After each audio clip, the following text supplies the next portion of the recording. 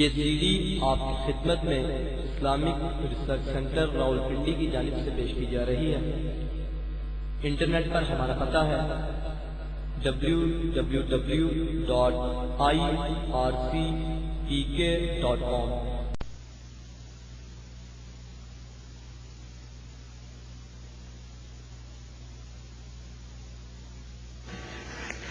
السلام علیکم ورحمۃ اللہ وبرکاتہ۔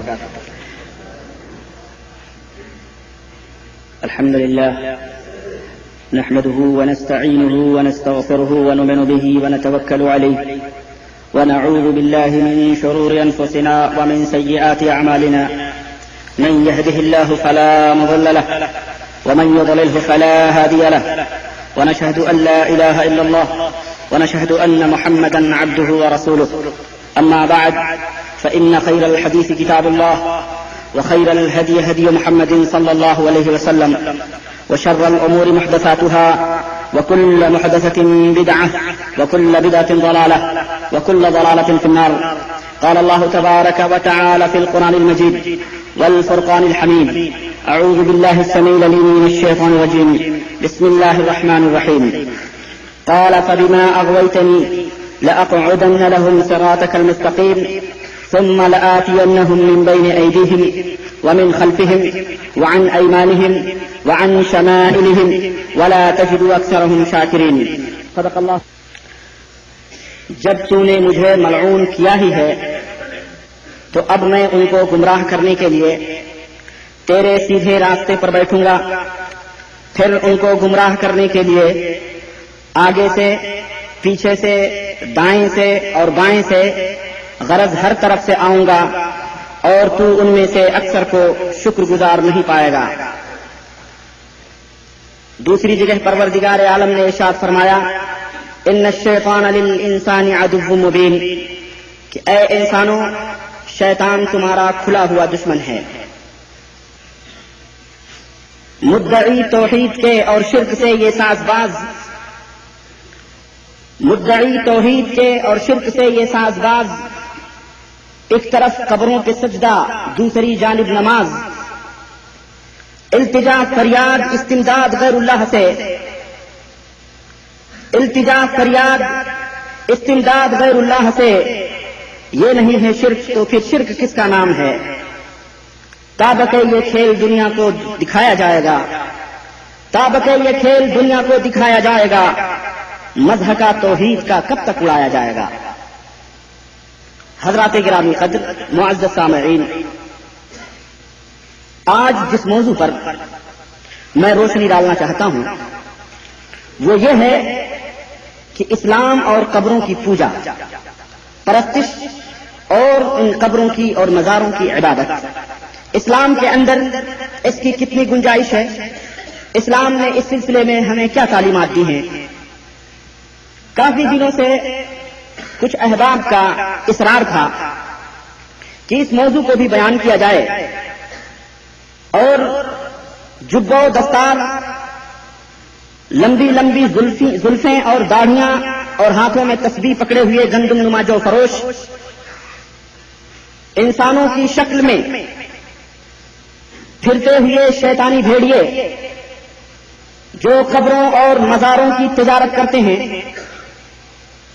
اور اس کی کمائی سے اپنے پیٹ بھرتے ہیں، ان کی بھی نقاب کشائی کی جائے تاکہ ہمارے جیسے بھولے بھالے مسلمان ان کی ریشہ دوانیوں اور فریب کاریوں سے آگاہ ہو جائیں اور اسلام کی حقیقی اور اصلی شکل و صورت ان کے سامنے آ جائے اور وہ صحیح راستوں پر گامزن ہو جائیں.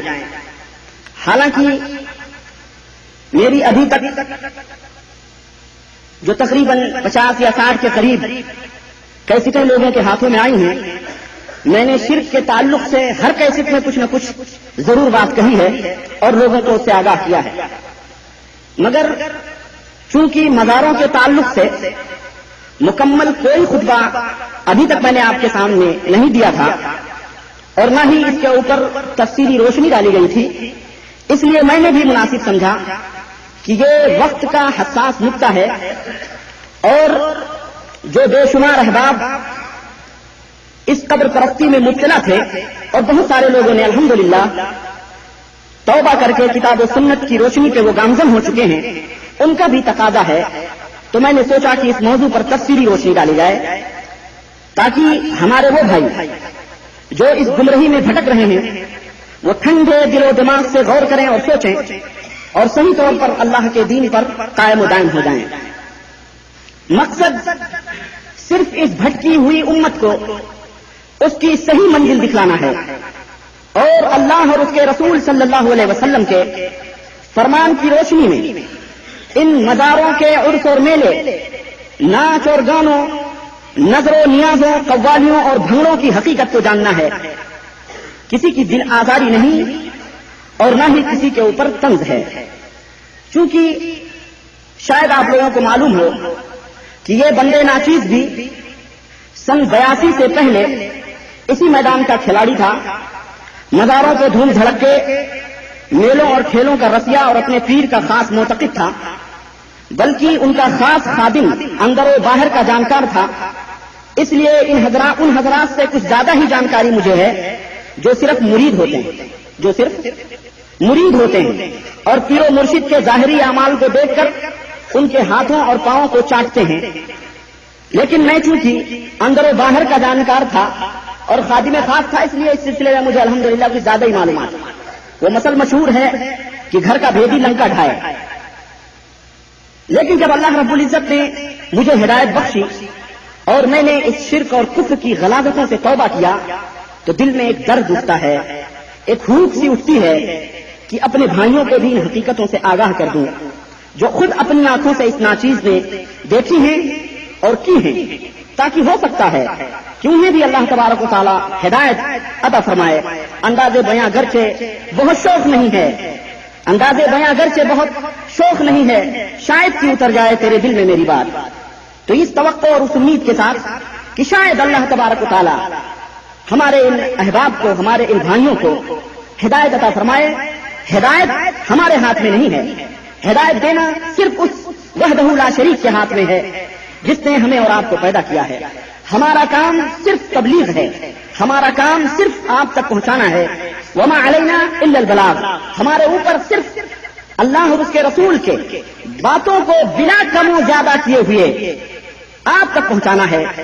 اللہ رب العزت نے ارشاد فرمایا انک لا تہدی من احببت ولکن اللہ یہدی من یشاء الی صراط مستقیم. اللہ تبارک و تعالی اے میرے نبی، تم جس کو چاہو اسے ہدایت نہیں دے سکتے ہو، بلکہ میں جس کو چاہوں اسے سیدھے راہ کی ہدایت دوں. نبی کے اوپر صرف اللہ کی اس رسالت کو، اللہ کے اس پیغام کو پہنچانا تھا اور آگے اللہ کا کام تھا وہ جس کو چاہے ہدایت دے. اس موضوع کے صحیح رخ کو جاننے کے لیے، اس موضوع کے صحیح منزل کو تک پہنچنے کے لیے آئیے سب سے پہلے چند بنیادی نقطوں کو سمجھ لیں تاکہ اصل موضوع کو ہم اچھی طرح سمجھ سکیں. کیونکہ بغیر ان نکات اور بغیر ان پوائنٹس کو سمجھے ہوئے ہم اصل بات کو نہیں سمجھ سکتے. یہ وہ پوائنٹس ہیں جنہیں سمجھ لینے کے بعد بہت سارے شکوک اور شبہات، بہت سارے ڈاؤٹ خود بخود ختم ہو جائیں گے اور مجھے بھی اختصار کے ساتھ بات کرنے میں آسانی پیدا ہو جائے گی اور سمجھانے میں بھی مجھے آسانی ہو جائے گی. ممکن ہے کہ یہ موضوع 2 خطبوں کے اوپر مشتمل ہو، اس لیے آج کے خطبے کے جو مرکزی نقطے ہیں، جو مرکزی پوائنٹس ہیں، وہ میں آپ کے سامنے رکھ دوں کہ میں کن کن مرحلوں سے اپنے موضوع کی طرف آگے بڑھوں گا تاکہ آپ کو بھی سمجھنے میں آسانی ہو. شرط یہ ہے کہ آپ میرا مکمل طور پر ساتھ دیں اور بغور میری باتوں کو ملاحظہ فرمائیں، یہ ضروری ہے. اللہ رب العزت سے دعا ہے کہ اللہ ہمیں حق بات کہنے کی توفیق عطا فرمائے اور آپ کو حق بات سمجھنے اور اس کے اوپر عمل کرنے کی توفیق عطا فرمائے. آمین یا رب العالمین. سب سے پہلے شرک کی تعریف کیا ہے، شرک کس کو کہتے ہیں، اللہ نے اس کے سلسلے میں کیا قباحتیں، کیا مذمتیں بیان فرمائی ہیں، پھر عبادت کس کو کہتے ہیں، نمبر 2 مشرکین مکہ اور اس دور کے لوگوں کا شرک کیا تھا اور اللہ کے بارے میں ان کے تصور اور عقیدے قرآنی آیات کی روشنی میں ہم سماعت فرمائیں گے. نمبر 3 مشرکین مکہ کو کافر کیوں کہا گیا، ان سے جنگیں کیوں لڑی گئیں، ان کی عورتوں کو باندھی کیوں بنایا گیا، انہیں قتل کیوں کیا گیا، ان کے مالوں اور جائیدادوں کو مال غنیمت کیوں شمار کیا گیا. نمبر 4 موجودہ دور کے مسلمان اور مشرک، کیا مسلمان بھی مشرک ہو سکتا ہے؟ اس کے اوپر بھی روشنی ڈالیں گے۔ نمبر 5، پچھلے زمانے کے لوگوں کا شرک کیا تھا؟ کیا وہ صرف مورتیوں کی پوجا کرتے تھے یا کچھ اور بھی چیزیں تھیں جن کی وہ عبادت کرتے تھے؟ جیسے کیا صرف وہ پیڑ پودے یا ہاتھوں سے بنائے ہوئے اسٹیچو یا تمثیل یا جو بت تھے، شجر و حجر، سورج، چاند، ان کی پوجا صرف کرتے تھے، یا اس کے علاوہ انبیاء، اولیاء، صالحین، بزرگان دین، فرشتے، ان کی بھی پوجا کرتے تھے؟ ہم اسے قرآن کی آیات کی روشنی میں سمجھیں گے۔ نمبر 6، وہ ان کے ساتھ کیسا عمل کرتے تھے؟ یہ جو مشرکین مکہ تھے وہ ان لوگوں کے ساتھ کیسا عمل کرتے تھے جسے اللہ تبارک و تعالیٰ نے عبادت کہا اور اسے شرک قرار دیا ہے؟ کون سی وہ عبادت؟ تو یہ پوائنٹس ہیں جو آج کے خطبے میں انشاءاللہ میں بیان کرنے کی کوشش کروں گا، اور پھر اگلی منزل ہماری آگے بڑھے گی قبروں کے تعلق سے۔ آئیے سب سے پہلے ان نکات کو سمجھ لیں، پھر ہم آگے بڑھیں تاکہ بات صاف ہو جائے۔ شرک کس کو کہتے ہیں؟ بہت سارے مسلمان ہیں، بہت سارے دوست ہیں جو یہ نہیں سمجھتے کہ شرک کیا ہے۔ وہ یہ سمجھتے ہیں کہ بس اللہ کے برابر کسی کو نہ سمجھنا، اللہ کے برابر کسی کو سمجھنا یہ شرک ہے، جبکہ یہ صحیح نہیں ہے، یہ تصور، یہ خیال، بلکہ میں ابھی آپ کے سامنے مکمل طور پر واضح کرتا ہوں۔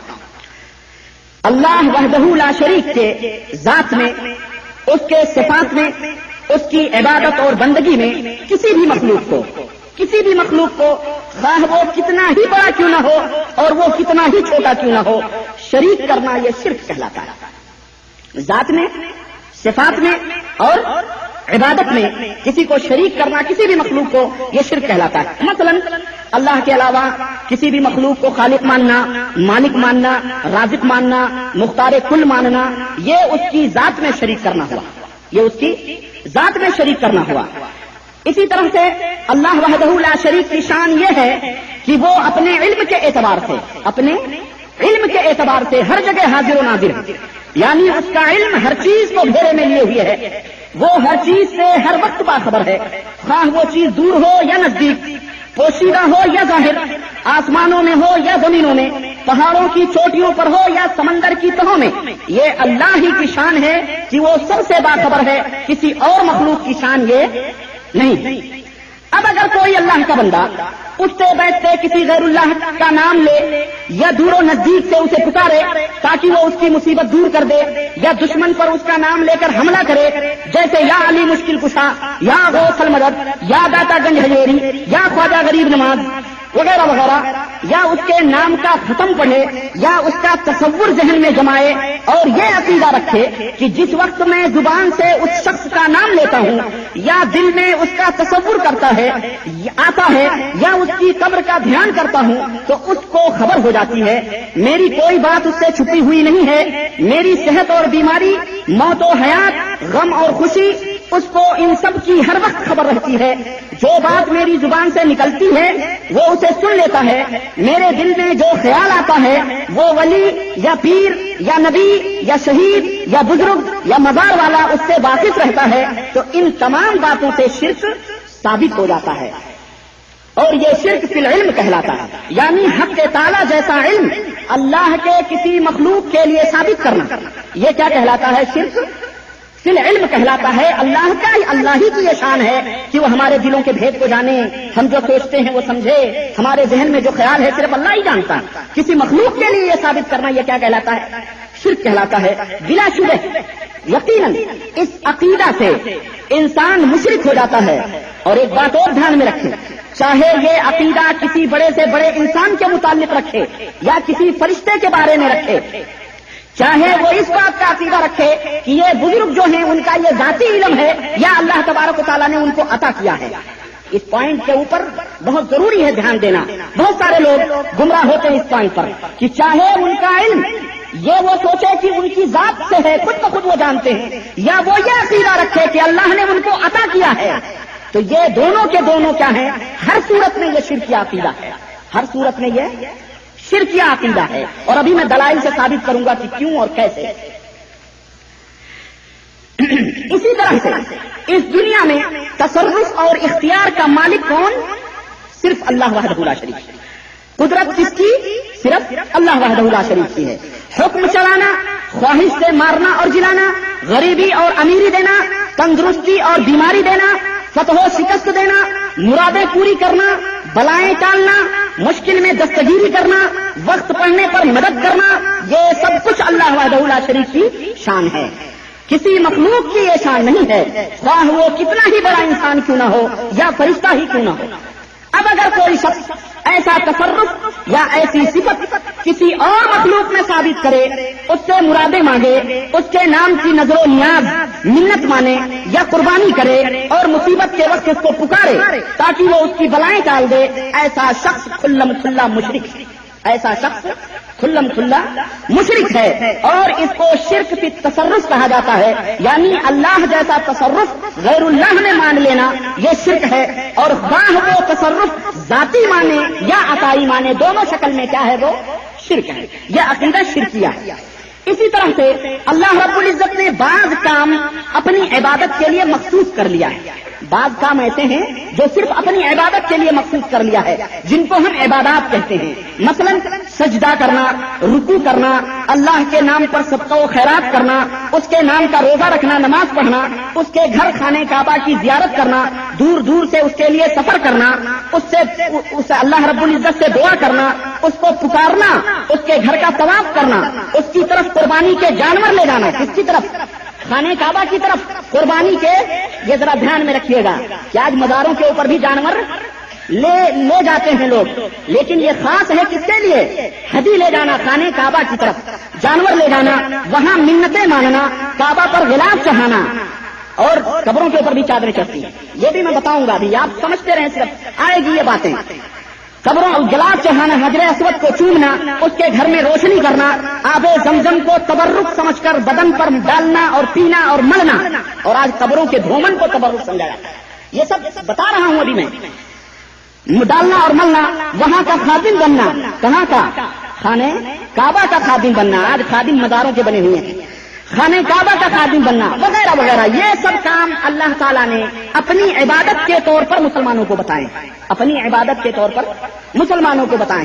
اب اگر کوئی شخص کسی نبی کی یا ولی کی یا شہید کی یا فرشتے کی یا کسی بھوت اور پریت کو یا جن اور پری کو یا کسی سچی یا جھوٹی قبر کو یا کسی کے تھان یا استھان پر یا چلے کو یا کسی مکان اور نشان کو یا کسی کے تبرک تعزیے اور تابوت کو سجدہ کرے یا رکوع کرے یا اس کے لیے روزہ رکھے یا چڑھاوے چڑھائے یا ان کے نام کا جھنڈا لگائے یا جاتے وقت الٹے پاؤں چلے یا قبر کو چومے یا قبروں یا دیگر مقامات کی زیارت کے لیے دور دور سے سفر کر کے جائے یا وہاں چراغ جلائے یا ان کی دیواروں پر غلاف چڑھائے یا قبروں پر چادر چڑھائے یا مورچھل جھلے یا شامیانے تانے یا ان کی چوکھٹ اور سیڑھیاں چومے یا ان سے دعائیں مانگے یا مرادیں مانگے یا مجاور اور خادم بن کر اس قبر کی خدمت کرے یا شیرنی بتاشے اگر بچیاں کھانے وغیرہ یا بکرے مرغے ڈیگے وغیرہ لے جا کر چڑھائے، غرض اس قسم کا کوئی بھی کام کرے تو اس نے کھلا ہوا شرک کیا،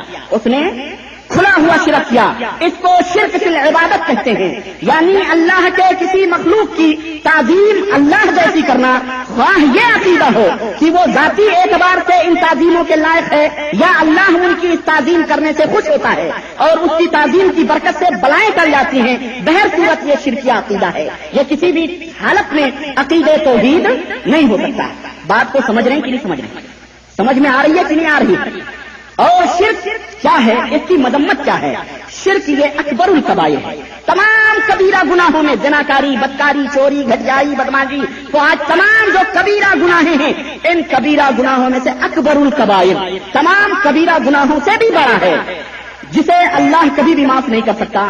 اور حکم بھی سن لیجئے، اگر کوئی شخص بلا توبہ کیے ہوئے ان تمام عقیدوں کے اوپر مر گیا تو خدا کی قسم ہے اس کی کبھی بھی بخشش نہیں ہو سکتی ہے اور نہ ہی وہ جہنم سے نجات پا سکتا ہے. کیوں؟ اللہ رب العزت نے قرآن کریم میں کھول کر کے بیان فرمایا اور ہمیں بھی کان کھول کر سن لینا چاہیے کہ اللہ تبارک و تعالیٰ نے فرمایا ان اللہ لا یغفر ان یشرک بہ ویغفر ما دون ذلک لمن یشاء ومن یشرک باللہ فقد ضل ضلالا بعیدا. اللہ تبارک و تعالیٰ شرک کو کبھی بھی معاف نہیں کر سکتا اور اس کے علاوہ جو گناہ ہیں جس کے لیے چاہے وہ معاف کر دے. اور جو اللہ تعالیٰ سے شرک کرتا ہے وہ بہت دور گمراہیوں میں بھٹک جاتا ہے، بہت دور گمراہیوں میں چلا جاتا ہے۔ اسی طرح سے اللہ تبارک و تعالیٰ نے فرمایا انہ من یشرک باللہ فقد حرم اللہ علیہ الجنہ ومأواہ النار۔ اللہ کے ساتھ کسی کو شرک کرنا، اللہ کے ساتھ اگر کوئی انسان کسی کو شرک کرتا ہے تو اللہ نے فرمایا اللہ نے اس کے اوپر جنت کو حرام کر دیا ہے، جنت کو حرام کر دیا ہے، اور اس کا ٹھکانہ کیا ہے؟ جہنم ہے، ومأواہ النار۔ اور اللہ کے رسول صلی اللہ علیہ وسلم فرماتے ہیں، مسند احمد کی روایت، معاذ بن جبل رضی اللہ تعالی عنہ اس کے راوی کہتے ہیں کہ قال لی رسول اللہ صلی اللہ علیہ وسلم، مجھ سے رسول اللہ صلی اللہ علیہ وسلم نے فرمایا لا تشرک باللہ، لا تشرک باللہ شیئا وان قتلت او فرقت۔ معاذ، اللہ کے ساتھ شرک نہ کرنا، اگرچہ تیری سکہ بوٹی اڑا دی جائے یا تجھے آگ میں جلا دیا جائے، پر اللہ کے ساتھ کسی کو شریک نہ کرنا۔ تو یہ شرک اتنا بڑا عظیم اور اتنا عظیم گناہ ہے جس کو اللہ تبارک و تعالیٰ معاف نہیں کر سکا۔ اور اس سلسلے میں قرآن کریم کی بے شمار آیات اور احادیث ہیں، میں ان موضوع میں نہیں جانا چاہتا۔ میں انشاءاللہ کبھی شرک کے مکمل موضوع کے اوپر آپ کے سامنے گفتگو کروں گا، لیکن یہ اشارے میں آپ کو دے رہا ہوں۔ اب آئیے دیکھیں کہ اللہ کے اتنی بات سمجھ لینے کے بعد کہ شرک کیا ہے، اس کی حقیقت کیا ہے، اور اسی طرح سے شرک کی مذمت کیا ہے۔ اب آگے آئیے کہ اللہ کے نبی صلی اللہ علیہ وسلم کے دور میں جو مشرکین تھے، اللہ کے بارے میں ان کے کیا عقائد تھے، وہ کیا عقیدے اللہ کے بارے میں رکھتے تھے، ان کے کیا خیالات اور تصورات تھے۔ چنانچہ پروردگار عالم نے کسی موضوع کو تشنا نہیں چھوڑا ہے، کسی موضوع کو گنجلک نہیں چھوڑا ہے، ہر موضوع کے اوپر مکمل بحث اللہ تبارک و تعالیٰ نے کی ہے، اور بے شمار آیتیں اس سلسلے میں ہیں، مگر میں نے 2-3 آیتیں آپ کے لیے چنی ہیں۔ آئیے اللہ تبارک و تعالیٰ نے ارشاد فرمایا وَلَئِن سَأَلْتَهُمْ مَنْ خَلَقَهُمْ لَيَقُولُنَّ اللَّهُ فَأَنَّىٰ يُؤْفَكُونَ۔ سورہ زخرف آیت نمبر 27۔ اے میرے نبی، اے میرے پیغمبر، اگر ان کفار اور مشرکین مکہ سے اگر آپ پوچھیں کہ ان کو کس نے پیدا کیا ہے، ان کا خالق کون ہے، لَيَقُولُنَّ اللَّهُ، تو وہ کیا کہیں گے؟ اللہ نے پیدا کیا ہے۔ فَأَنَّىٰ يُؤْفَكُونَ، تو یہ کہاں بھٹکے جا رہے ہیں، یہ کہاں بھٹکے جا رہے ہیں۔ اور دوسری آیت اللہ تبارک تعالیٰ نے فرمایا قُلْ مَن يَرْزُقُكُم مِّنَ السَّمَاءِ وَالْأَرْضِ أَمَّن يَمْلِكُ السَّمْعَ وَالْأَبْصَارَ وَمَن يُخْرِجُ الْحَيَّ مِنَ الْمَيِّتِ وَيُخْرِجُ الْمَيِّتَ مِنَ الْحَيِّ وَمَن يُدَبِّرُ الْأَمْرَ فَسَيَقُولُنَّ اللَّهُ فَقُلْ أَفَلَا تَتَّقُونَ۔ سورہ یونس آیت نمبر 31۔ اللہ تبارک و تعالیٰ نے فرمایا میرے نبی، میرے حبیب، ذرا ان سے پوچھیں تو صحیح، اے مشرکو، اے کفارو، اے کفار، تمہیں کون روزی دیتا ہے، تمہیں روزی کون دیتا ہے، تمہیں کون کھلاتا پلاتا ہے، تمہیں کون ہے کھلاتا ہے، اور اس زمین کے اندر جو کچھ بھی ہے، من یرزقکم من السماء، تمہیں کون روزی دیتا ہے آسمان اور زمین میں، امن یملک السماء والابصار، تمہارے یہ آنکھوں کی جو سماعت ہے اور کانوں کی جو سماعت ہے اور آنکھوں کی جو بینائی ہے، اس کا مالک کون ہے، کس نے اس کو دیا ہے، وَمَن يُخْرِجُ الْحَيَّ مِنَ الْمَيِّتِ، اور کون ہے جو زندے سے مردے کو نکالتا ہے اور مردے کو زندے سے نکالتا ہے، وَمَن يُدَبِّرُ الْأَمْرَ، اور کون ہے جو پوری کائنات کے اندر تدبیر کرتا ہے، کس کا حکم پوری کائنات میں چلتا ہے، کون اس کا قادر اور تصرف اور قدرت کرنے والا ہے، فَسَيَقُولُونَ اللَّهُ، تو یہ کیا کہیں گے؟ اللہ۔ سمجھ رہے ہیں بات کو؟ یہ کوئی ربانی رحمانی طوفانی کی بات نہیں ہے، یہ پروردگار کی بات ہے، یہ کفار کے عقیدے بتلا رہا ہے اللہ رب العزت کہ روزی دینے والا اللہ کو مانتے تھے۔ اور سنیے قُلْ أَفَلَا تَذَكَّرُونَ، ظالموں نصیحت نہیں پکڑتے جب سب کچھ مانتے ہو پھر شرک کیوں کرتے ہو؟ اور سنیے تیسری آیت قُلْ لِمَنِ الْأَرْضُ وَمَنْ فِيهَا، اے میرے پیغمبر ان سے پوچھئے کہ یہ زمین کس کی ہے، کون اس کا مالک ہے، اور اس زمین کے اندر جو کچھ بھی ہے اس کا مالک کون ہے، ان کنتم تعلمون، اگر تم جانتے ہو تو بتاؤ، فَسَيَقُولُونَ لِلَّهِ، تو یہ کہیں گے اللہ کے لیے ہے۔ قُلْ أَفَلَا تَذَكَّرُونَ، کیا تم نصیحت نہیں پکڑتے؟ قُلْ مَنْ رَبُّ السَّمَاوَاتِ السَّبْعِ وَرَبُّ الْعَرْشِ الْعَظِيمِ، پوچھئے ان سے، کہیے ان سے کہ ساتوں آسمان اور زمین کا مالک کون ہے، کون ہے عرش عظیم کا رب، اس کا مالک کون ہے، سَيَقُولُونَ لِلَّهِ، تو یہ کہیں گے اس کا مالک اللہ ہے۔ قُلْ أَفَلَا تَتَّقُونَ، کہہ دیجئے کیا تم ڈرتے نہیں ہو؟ قُلْ مَنْ بِيَدِهِ مَلْكُوتُ كُلِّ شَيْءٍ وَهُوَ يُجِيرُ وَلَا يُجَارُ عَلَيْهِ، آپ پوچھئے کہ کون ہے جس کے ہاتھ میں پوری کائنات کی بادشاہت ہے، جو سب کو پناہ دیتا ہے، پر جس کو وہ پکڑ لے اس کو کوئی پناہ دینے والا نہیں ہے، کون ہے وہ؟ قُلْ أَفَلَا سَيَقُولُونَ لِلَّهِ، تو ان کنتم تعلمون، اگر تم جانتے ہو تو بتلاؤ کون ہے، سَيَقُولُونَ لِلَّهِ، تو یہ کہیں گے اللہ ہی ہے۔ قُلْ فَأَنَّىٰ تُسْحَرُونَ، تو آپ کہہ دیجئے کہ کیا تمہارے پر جادو کیا گیا ہے جو تم اس طرح بھٹک رہے ہو؟ سورہ مومنون آیت نمبر 84 سے لے کر کے 89 تک آپ پڑھتے چلے جائیے. ان آیات سے، یہ جو آیتیں میں نے تلاوت کی ہیں اور ان کے ترجمے آپ کے سامنے پیش کیے ہیں، ان آیات سے کھلا پتہ چلتا ہے کہ مشرکین صرف یہی نہیں کہ اللہ کا اقرار کرتے تھے، بلکہ تمام کائنات کا خالق، مالک، رازق اور مدبر اسی اللہ کو مانتے تھے.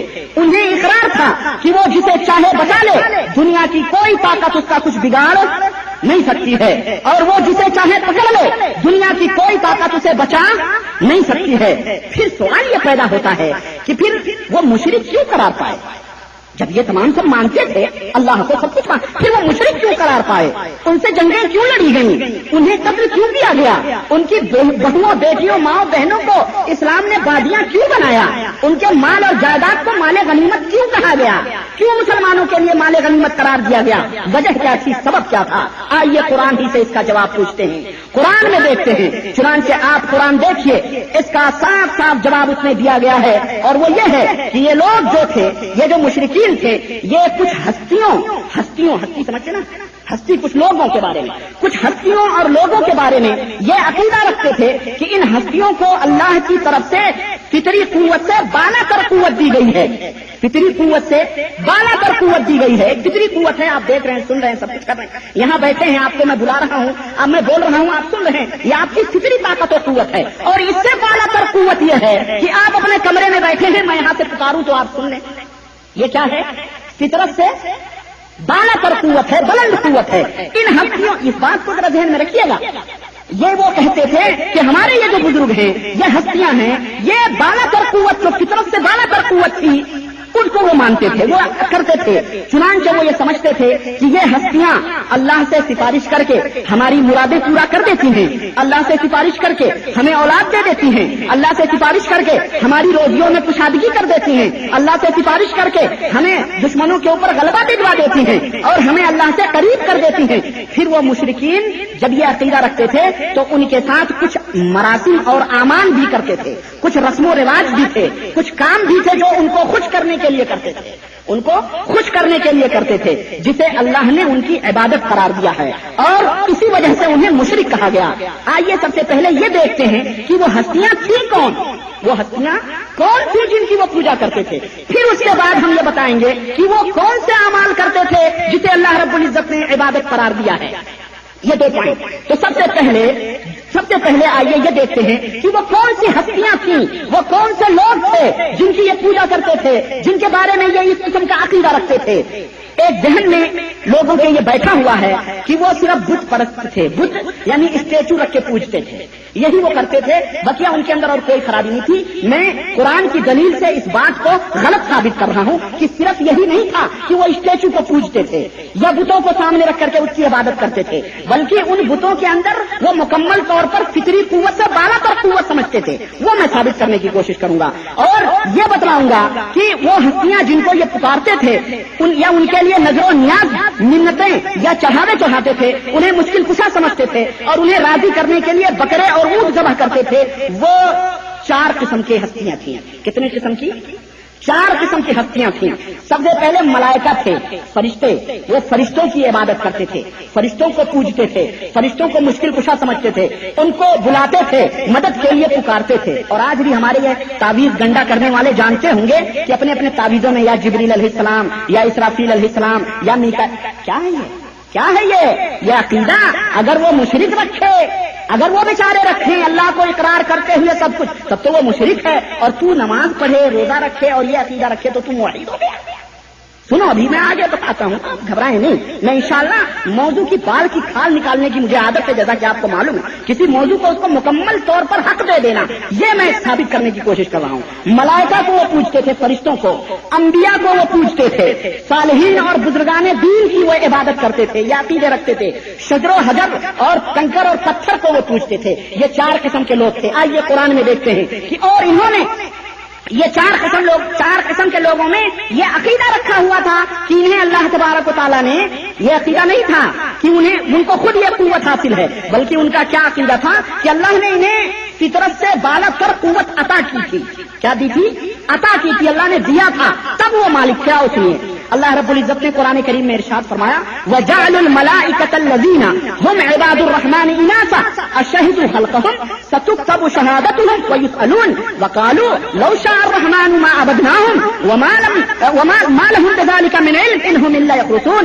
اور انہوں نے فرشتوں کو جو کہ اللہ کے بندے ہیں، فرشتوں کو جو کہ اللہ کے بندے ہیں، کیا کہا؟ ان کو عورت قرار دیا کہ یہ فرشتے عورت ہیں، عورت ہیں. ٹھہرایا. اللہ تعالیٰ کہتا ہے کیا جب میں ان کو بنا رہا تھا کیا یہ لوگ اس وقت حاضر تھے جو ان فرشتوں کو عورت کہتے ہیں؟ یعنی گویا وہ عورتوں کی پوجا کرتے تھے، عورتوں کی، فرشتوں کو عورت مان کے عورت کی پوجا کرتے تھے. اور آج ہندو بھی درگا جی ہیں، فلانے جی ہیں، لکشمی جی ہیں، فلانے جی، اور ہندو بھی یہ بی بی فاطمہ کی سہنک ہے تو یہ فلانے کی بی بی کی ہے، سیدہ بی بی کی ہے، فلانے عورتوں کی یہ بھی پوجا کرنے لگی. یہ تشابہ میں دکھاؤں گا ابھی. تو وہ کہتے تھے کہ یہ جو ہے کیا، جب اللہ تبارک و تعالیٰ نے ان کو پیدا کیا تو کیا یہ لوگ حاضر تھے؟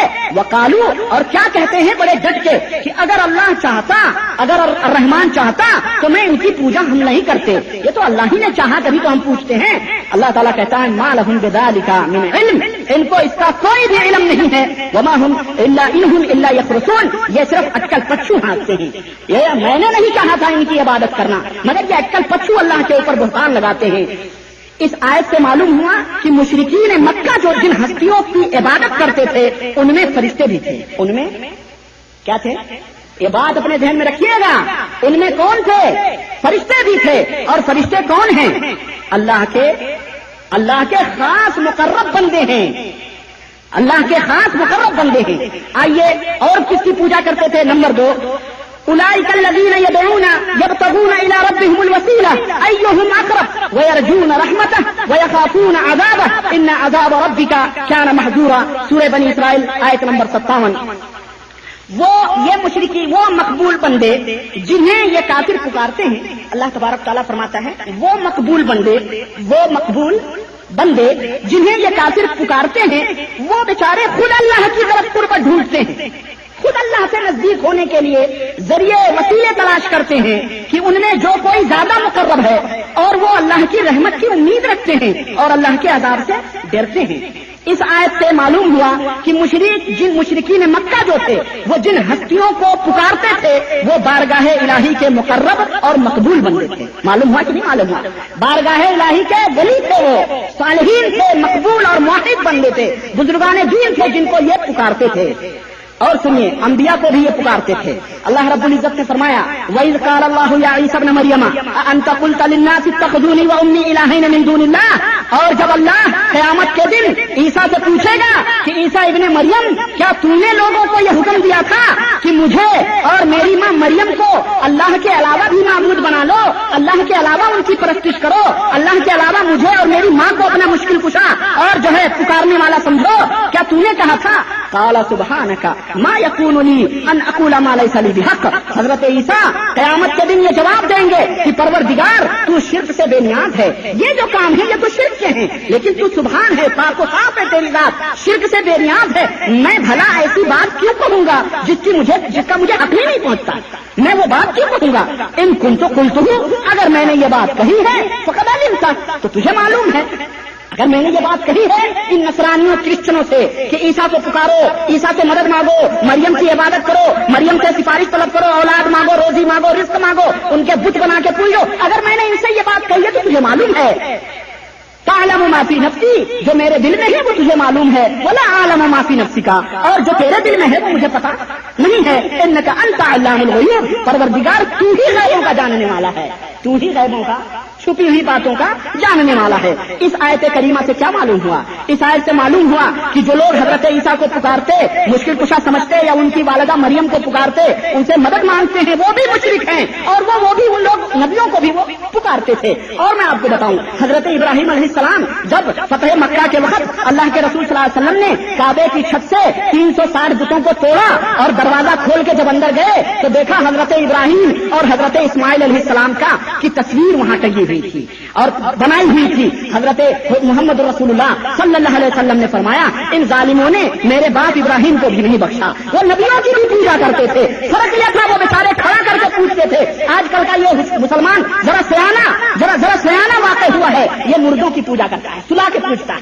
وہ کھڑا کے کر کے پوچھتے تھے، یہ سلا کے پوچھتا ہے. وہ نبیوں کو پکارتے سمجھتے تھے حضرت ابراہیم، اللہ کے رسول صلی اللہ علیہ وسلم نے نیزے سے ان تمام بتوں کو اٹھا کر کے نیچے ڈھکیل دیا.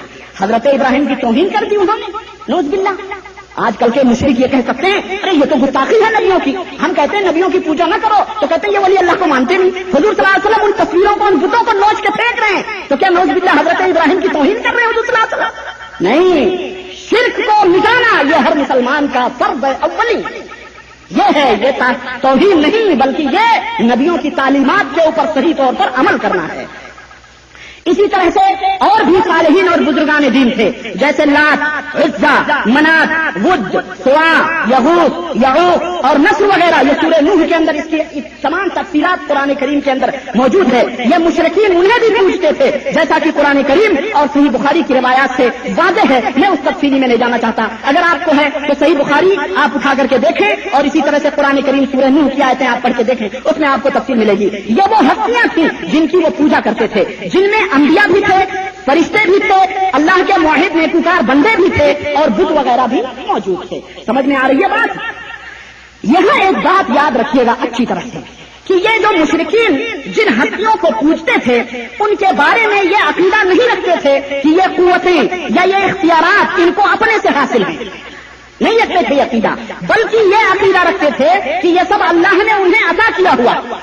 انہیں آج کل کے مشرکین بھی کہتے ہیں جی بابا کو عطا کیا ہے، پیرانے پیر کو، فلانے کو، ڈکانے کو، داتا گنج میری، خواجہ میری اور بہرائچ اور کلیئر سب یہ عطا کیا ہے بابا نے ان کو. وہی عقیدہ مشرکین رکھتے تھے. وہ یہ نہیں مانتے تھے کہ ان بتوں کے اندر کچھ ہے، وہ نہیں مانتے تھے کہ یہ کسی مالک مختار ہیں، جیسا کہ پیچھے میں نے آیتوں سے واضح کیا، بلکہ وہ یہ کہتے تھے کہ ان کو اللہ تبارک و تعالیٰ نے وہ قوتیں عطا کی ہیں. دلیل آئیے صحیح مسلم کی روایت کتاب الحج باب التلبیہ، حضرت عبداللہ ابن عباس رضی اللہ تعالیٰ عنہ سے مروی، وہ کہتے ہیں کہ مشرکین جو تھے وہ جب طواف کرتے تھے، مشرکین طواف بھی کرتے ہیں، ایسی بات نہیں ہے، اس دور میں وہ مشرکین تھے، موجودہ دور میں کچھ مشرکین ہیں، طواف کرتے تھے تو جب تلبیہ کہتے تھے تو کیا کہتے تھے؟ لا شریک لک لبیک اللہم لبیک لا شریک لک لبیک. یہ جب کہتے تھے تو اس کے بعد یہ بھی کہتے تھے کہ الا شریکن ہوا لک تملکہ وما ملک، یعنی اے اللہ تیرا کوئی شریک نہیں ہے، اے اللہ تیرا کوئی شریک نہیں ہے مگر ایسا شریک جو تیرے لیے ہے، تو اس شریک کا بھی مالک ہے اور اس چیز کا بھی مالک ہے جو اس شریک کے اختیار میں.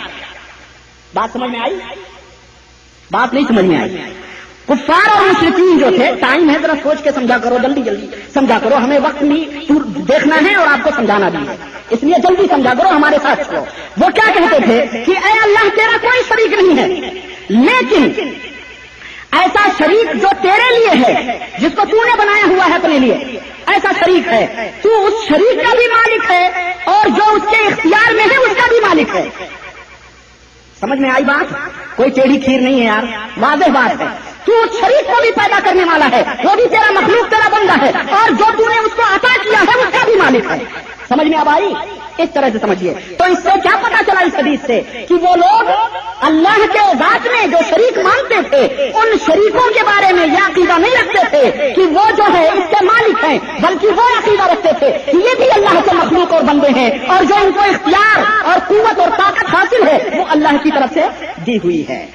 یہی مشرکین کا عقیدہ تھا جس کی بنیاد پر اللہ تبارک و تعالیٰ نے انہیں کافر و مشرک قرار دے دیا.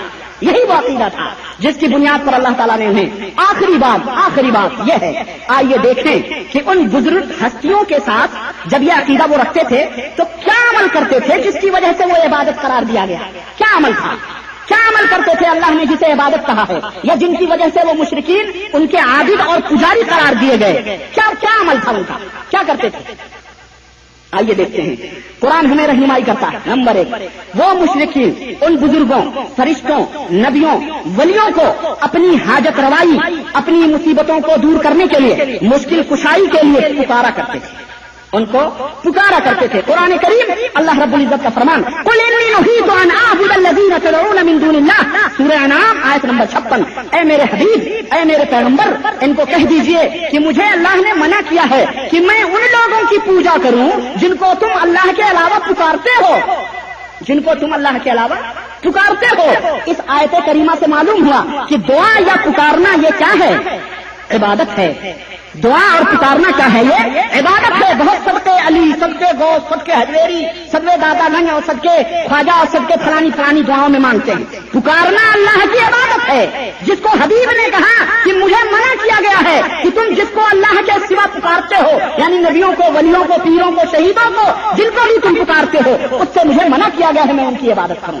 इस आयत से पता चला। इसी तरह से दूसरा काम कुफ्फार का और था। दूसरा काम कुफ्फार का ये था कि वो जिनको इन बुजुर्गों के क्या करते थे, इन बुजुर्गों के दूसरा काम क्या था कि इन बुजुर्गों के नाम के नजर मानते थे, उनके लिए चढ़ावे चढ़ाते थे। दलील वजालू लिल्लाहि मिम्मा ज़रअ मिनल हर्सी वल अनआमी नसीबन फकालू हादा लिल्लाह बिज़अमिहिम व हादा लिशुरकाइना। सूरतुल अनआम आयत नंबर 136। अल्लाह तबारक तआला ने फरमाया कि अल्लाह ने जो खेतियां और मवेशी पैदा किए थे, अल्लाह ने खेतियां और मवेशी जो बनाए और पैदा किए थे, उनमें अल्लाह का उन्होंने एक हिस्सा ठहराया। यानी जब गल्ला वल्ला तैयार हो गया तो एक हिस्सा लगाया उन्होंने, तो कहा यह हिस्सा अल्लाह का, एक हिस्सा किसका है, अल्लाह का है, वो अपने ख्याल में उन्होंने कहा। और दूसरा हिस्सा और लगाया तो कहा यह हमारे शरीफों यानी हमारे बुतों का हिस्सा दिया अल्लाह ने, पैदा किया अल्लाह ने, और हिस्सा किसका लगा रहा है, बुतों का, उन वलियों और सालिहीन और बुजुर्गों का, उनका हिस्सा ये लगाते थे। इस आयत से साबित हुआ कि मुशरिकीन गल्ले, चौपाए, जानवर अपने माबूदों को नजर करते थे और उन पर चढ़ावे चढ़ाते थे। चुनांचे अल्लाह तबारक व तआला ने फरमाया मा जअलल्लाहु मिन बहीरतिन वला साइबा वला बही वला वसीलतिन वला हम। कुरान करीम में अल्लाह ने फरमाया कि ये जो जानवर थे ये बुतों के नाम पर ये छोड़ दिया करते थे। अल्लाह ने कहा ये तो झूठी बात है जो हमारे ऊपर ये बहतान लगाते, हमने ये सब नहीं किया, ये हम चढ़ावे चाहते थे बुजुर्गों के नाम पर, वलियों के नाम पर और पीरों के नाम पर। और तीसरा काम वो मुशरिकीन अपने माबूदों के नाम पर जानवर भी ज़िबह करते थे, अपने माबूदों के नाम पर जानवर भी ज़िबह करते थे और उनके स्थानों पर भी ज़िबह करते थे। बहुत सारे लोग, एक भाई हमारे थे, कहने लगे जी हम तो बिस्मिल्लाह अल्लाहु अकबर कह के पढ़ते हैं, हम कहाँ बुजुर्गों का नाम लेकर के पढ़ते हैं। ठीक है, अगर हम वो मान ले भी तो ठीक है, एक काम तो मुशरिकों का था, ठीक है नहीं करते हो, लेकिन स्थानों के ऊपर ज़िबह तो करते हो।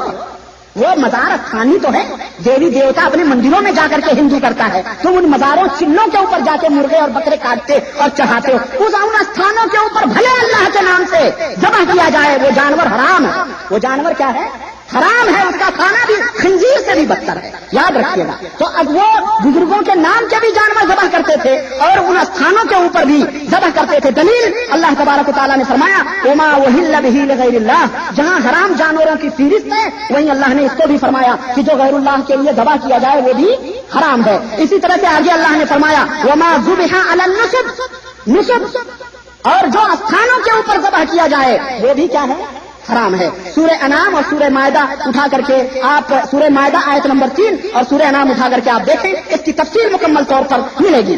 तो इस आयत करीमा से ये मालूम हुआ कि वो लोग क्या करते थे, अपने बुतों के नाम के जानवर भी ज़िबह करते थे, बकरे भी ज़िबह करते थे। चौथा काम उनके लिए वो क्या करते थे, अपने माबूदों की मुजावरी करते थे। क्या करते थे, मुजावरी करते थे। वो मुशरिकीन अपने माबूदों के पास लग के बैठ, मुजावर कहते ही हैं लग के बैठने को। इरशाद बारी ताला वजावतना बिबनी इस्राईल अल-बहरा फअतौ अला कौमिन याकिफून अला असनामिन लहुम। सूरह आराफ आयत नंबर 129 कि जब हमने बनी इस्राईल को समंदर पार कर दिया तो वो लोग एक ऐसी कौम से गुजरे जो लोग अपने बुतों के पास बैठे हुए थे, मुजावरी कर रहे थे, बुतों के पास बैठ के मुजावरी कर रहे थे।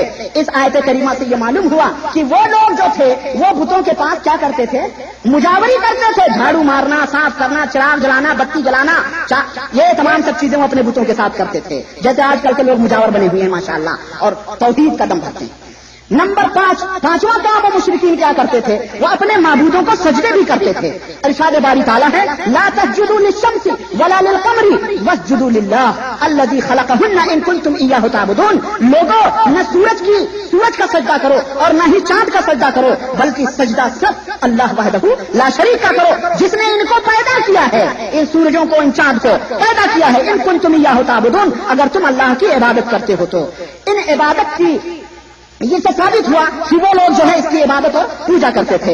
लेकिन सवाल यह है कि इसकी गर्ज़ो गायत क्या थी, वो लोग ये पूजते थे, इसका मकसद क्या था उनका, क्यों पूजते थे, क्या सबब था, क्या वजह थी, क्या मकसद उनको मिलता था उससे। कुरान करीम ने 2 मकसद बयान फरमाए हैं, वो भी सुनो। वो कहते थे कि वयअबुदूना मिन दूनिल्लाहि मा ला यदुर्रुहुम वला यनफअहुम व यक़ूलूना हाउलाए शुफ़ाअउना इंदल्लाह। सूरह यूनुस आयत नंबर 18। यानी वो पूजते हैं अल्लाह के अलावा दूसरों को जो उन्हें ना कोई नुकसान पहुंचा सकते हैं, ना उन्हें कोई नफा وہاں پہنچا سکتے ہیں. اور جب ان سے کہا جاتا ہے کہ ان کو کیوں پوچھتے ہو تو کہتے ہیں یہ ہمارے وسیلے اور سفارشی. ہم ان کو سفارش کے لیے پوچھتے ہیں کہ اللہ تعالیٰ سے ہماری سفارش کروا لیں گے. ظاہر ہے وہ آخرت پہ تو ایمان نہیں رکھتے تھے, تو حساب و کتاب کے اوپر بھی ان کا ایمان نہیں تھا. مقصد ان کا یہ تھا کہ دنیا کی جو مرادیں ہیں تکمیل کے لیے, جو مرادیں منتیں ہیں, اللہ سے سفارش کر کے اس کو پورا کرواتے ہیں. ہمیں روزی دیتے ہیں, ہمیں اولاد دیتے ہیں, ہمیں بیٹا دیتے ہیں, بیٹی دیتے ہیں, سفارش کرتے ہیں اللہ سے. ہم ان سے کرتے ہیں, وہ اللہ سے کرتے ہیں. اور دوسرا مقصد ان کا یہ تھا, وہ کہتے تھے ما نعبدهم الا ليقربونا الى الله زلفى, سورہ زمر آیت نمبر 3. یعنی وہ کہتے تھے کہ ہم ان کی عبادت صرف اس لیے کرتے ہیں, یعنی یہ چڑھاوے, نظر و نیاز, سجدے فجدے جو کچھ بھی تھے, ہم صرف اس لیے کرتے ہیں تاکہ یہ ہمیں اللہ سے قریب کر دیں, ہمیں اللہ سے قریب کر دیں. ہم بڑے گنہگار, بدکار, سیاکار ہیں, سود, رشوت, چوری, ڈکائی کرتے ہیں. ہم تو اللہ سے ڈائریکٹ نہیں کہہ سکتے, اس لیے ہم ان کو وسیلہ بناتے ہیں, یہ ہمیں اللہ سے قریب کر دے. یہ مقصد تھا ان کا اللہ کے ساتھ, یہ تمام سب ان بتوں کے ساتھ کرنے کا. آئیے نچوڑ میں ختم کرتا ہوں اپنی بات کو. مشرکین اب تک کی تمام باتوں کا خلاصہ اور نتیجہ یہ ہے کہ مشرکین اللہ کو خالق اور رازق اور ساری چیزوں اور سارے اختیارات کا مالک سمجھتے تھے, اور اس کے ساتھ ساتھ وہ فرشتوں, پیغمبروں اور بزرگوں, ولیوں وغیرہ کے سلسلے میں یہ عقیدہ بھی رکھتے تھے کہ انہیں اللہ کی طرف سے فطری قوت سے بالا تر قوت اور اختیار ملا ہوا ہے, اس لیے وہ انہیں پکارتے تھے, ان سے التجائیں کرتے تھے, ان کی نظریں مانتے تھے, ان پر چڑھاوے چڑھاتے تھے, ان کے نام اور ان کے استھان پر جانور ذبح کرتے تھے, مجاور بن کر بیٹھتے تھے, انہیں سجدہ کرتے تھے, وغیرہ وغیرہ. یہی سب ان کا شرک تھا. اسی وجہ سے وہ کافر ہوئے, انہیں قتل کیا گیا, قیدی بنایا گیا, جہنمی قرار دیا گیا, ان سے جنگیں لڑی گئیں, اور ان کے مال و جائیداد کو مال غنیمت اسلام نے تصور کیا. یہی وہ عقیدہ تھا جس کو مٹانے کے لیے پیغمبر اسلام صلی اللہ علیہ وسلم اس خاطرانہ جیتے میں تشریف لائیے. اب ان آیات قرآنیہ کی روشنی میں آئیے موجودہ دور کے ان قبر کے پجاریوں کا جائزہ لیں کہ آیا یہ جو کام کرتے ہیں کیا مشرکین مکہ کی طرح نہیں ہے؟ کیا ان کے عقیدے انہی لوگوں کے عقیدوں کی طرح نہیں؟ ہو سکتا ہے کسی کے ذہن میں یہ سوال اٹھتا ہو کہ جناب ہم تو کلمہ پڑھتے ہیں, ہم تو نماز پڑھتے ہیں, ہم مشرک کیسے ہو سکتے ہیں؟ کیا مسلمان بھی مشرک ہو سکتا ہے؟ آؤ, قرآن کہتا ہے کہ ہاں مومنین بھی مشرک ہو سکتے ہیں, پروردگار عالم کا کلام جھوٹا نہیں ہو سکتا. اللہ رب العزت نے ارشاد فرمایا وما یؤمن اکثرهم باللہ الا وهم مشرکون, سورہ یوسف آیت نمبر 106, کہ اگر اکثر لوگ اللہ تعالیٰ پر ایمان لا کر بھی مشرک کرتے ہیں, اللہ کے اوپر ایمان لاتے ہیں پھر بھی وہ شرک کرتے ہیں.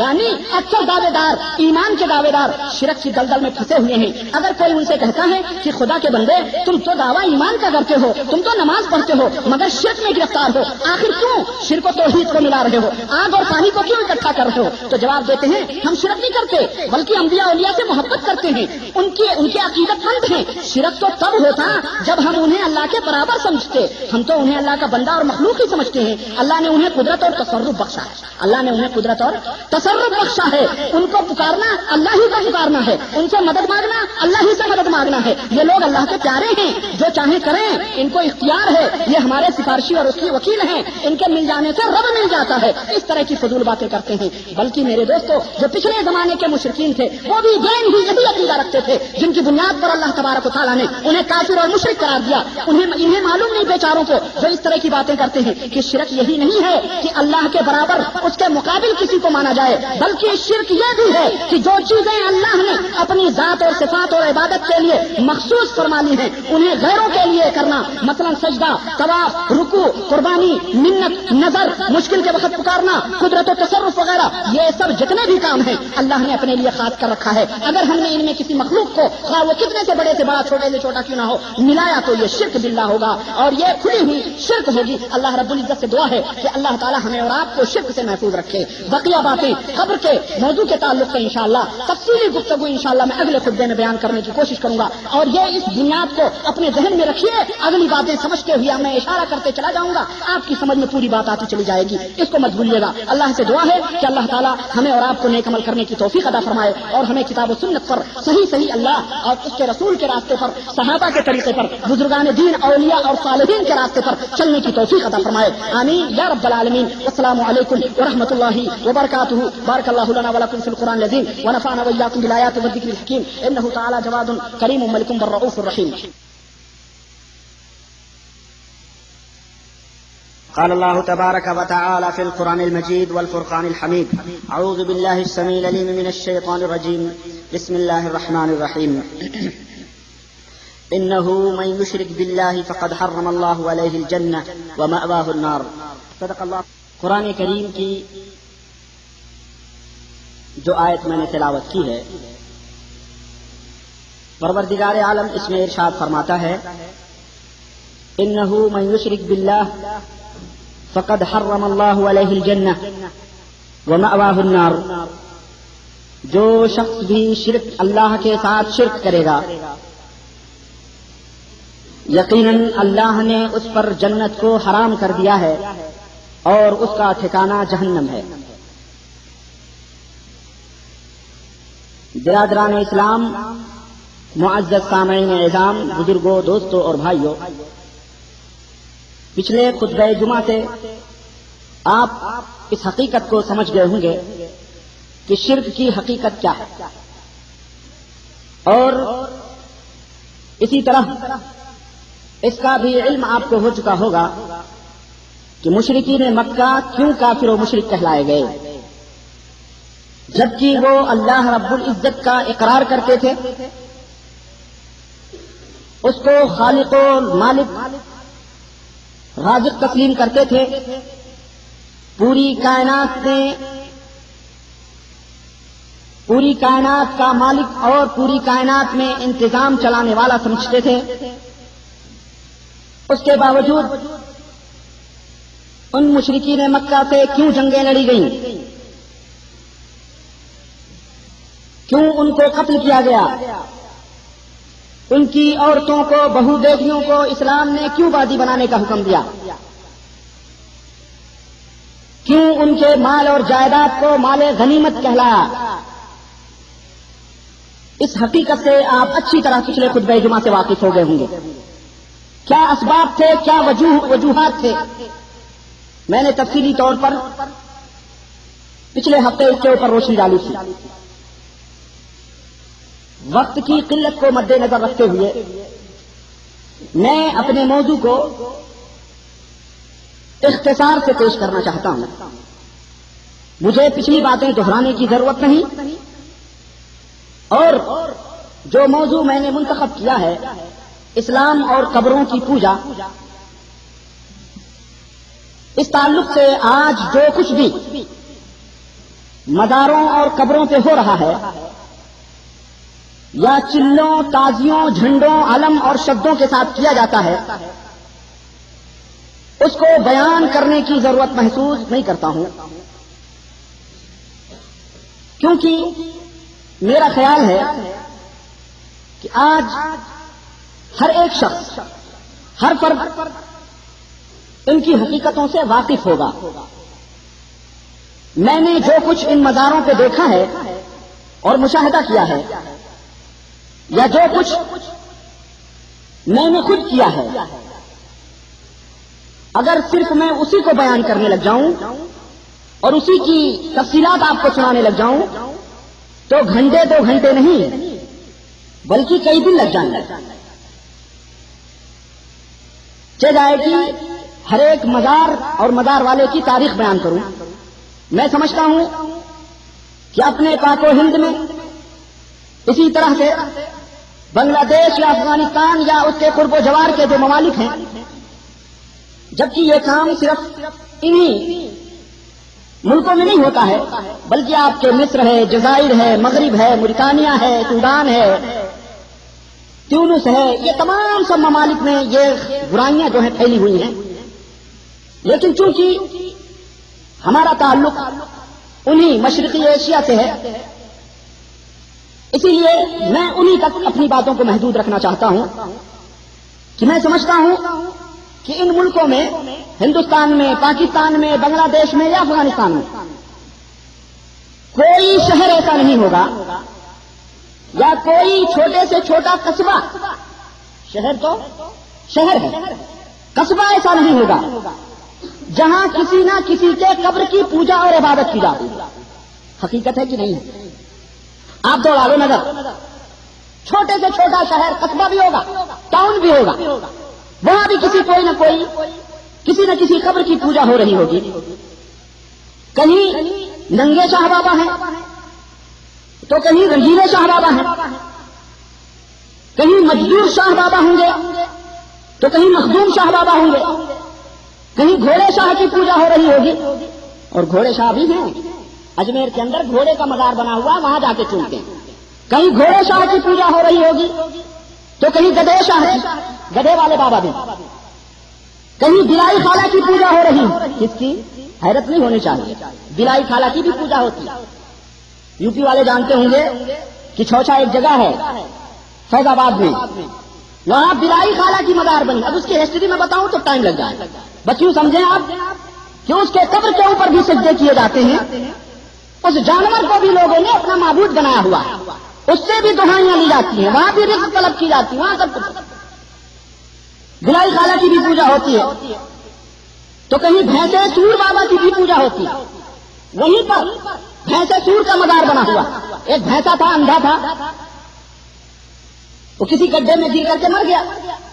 اب وہ لوگوں کو پکڑنے لگا شیطان کی صورت میں. اس نے کہا میرا مزار بنا ورنہ میں اس بستی کو اجاڑ دوں گا. لوگوں نے مزار بنا کے پوجا شروع کر دی، نام رکھ دیا بھینسے سور. تو بھینسے سور بابا کی بھی پوجا ہوتی ہے، اور یہ تاریخی چیزیں آپ جا کر کے دیکھ لو. اسی جہاں بلائی خالہ کی ہو رہی انہیں علاقوں میں اس کی بھی پوجا ہوتی ہے. غرض مختلف مقامات پر مختلف ناموں سے، مختلف صفتوں سے، مختلف القاب اور خطابات سے یہ پکارے جانے والے باباؤں کی قبریں آج پوجی جا رہی ہیں. اور اگر ان بلائی خالہ، بھینسے سور یا فلانے بابا، ننگے شاہ بابا، اگر آپ ان کے اوپر زبان ہلاؤ نا، کچھ کہو، تو پھر آپ دائرے اہل سنت سے خارج ہیں، آپ کافر ہیں، آپ وہابی ہیں، آپ کے پیچھے نماز نہیں جائے، آپ کے ساتھ اٹھنا بیٹھنا حرام، آپ کے ساتھ کھانا پینا حرام. یہ مشرک الٹا چور کوتوال کو ڈاکے خود چوری کرتا ہے. اور جھٹائی کا عالم یہ ہے، رب کے ساتھ غداری کرتا ہے، بے وفائی کرتا ہے.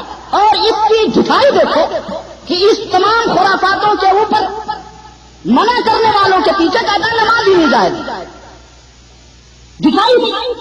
اور اپنے آپ کو اہل سنت والجماعت کا لیبل لگایا ہوا، بڑا خوشنما لیبل. کسی سنڈاس کی باٹلی پر اگر ایٹر کی بوتل لگا، ایٹر کا لیبل لگا دیا جائے ایٹر ہو جائے گا.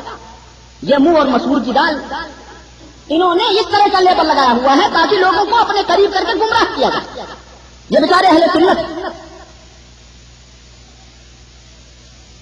اور میرے دوستوں، حیرت کی بات یہ ہے کہ صرف اگر قبروں ہی کی پوجا ہوتی تو چلو ٹھیک ہے، قدر غنیمت تھی.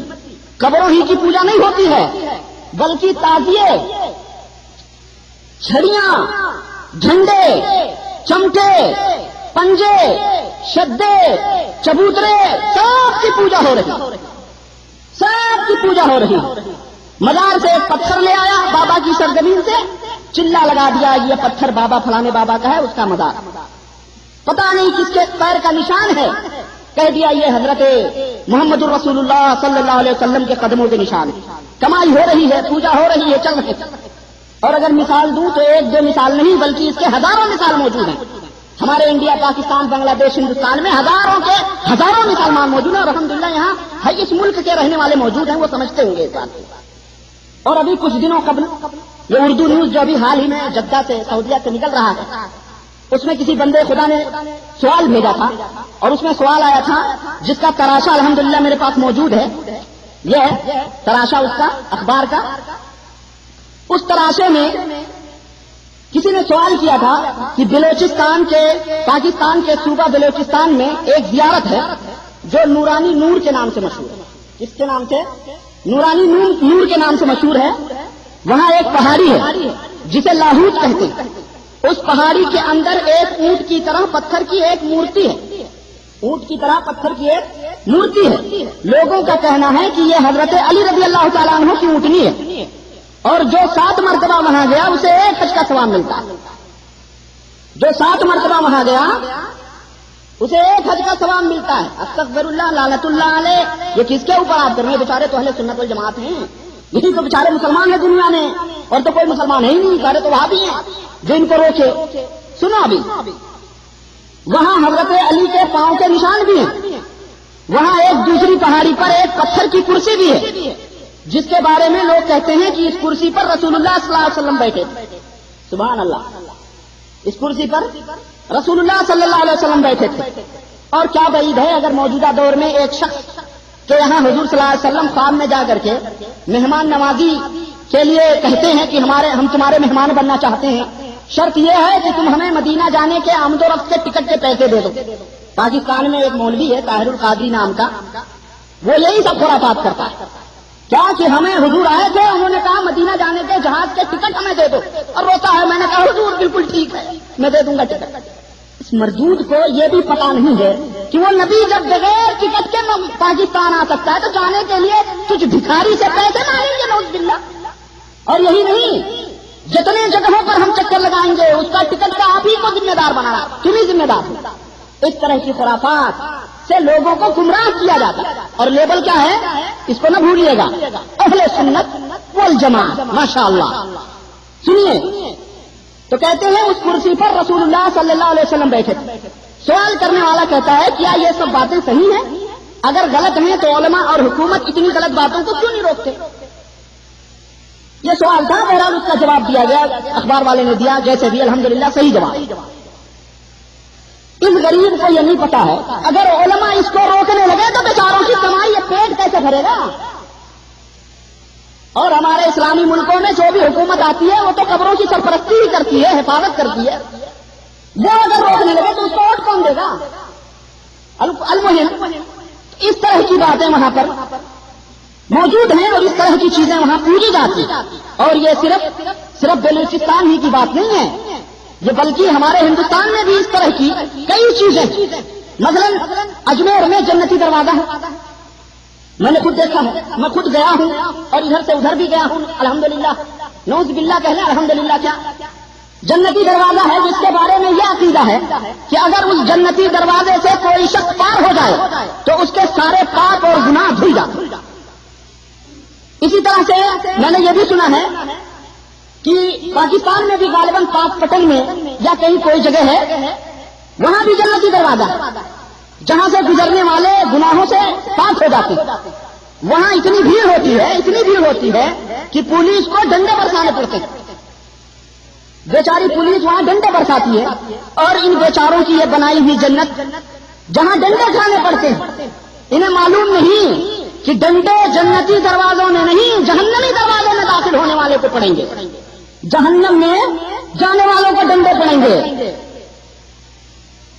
جنتی دروازوں میں داخل ہونے والوں کے لیے تو اللہ رب العزت کی رحمت کی برکھا برسے گی انشاءاللہ. جو جنت میں جائیں گے رحمت کی برکھا برسائی جائے گی.